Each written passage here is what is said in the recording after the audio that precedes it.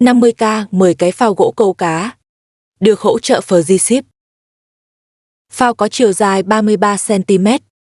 Có 11 nấc, được sơn màu đỏ, vàng, đen nổi bật. 10 phao cùng một loại và tải trì 3 gram. Nhấp vào giỏ hàng màu vàng bên dưới để mua 10 phao gỗ nha.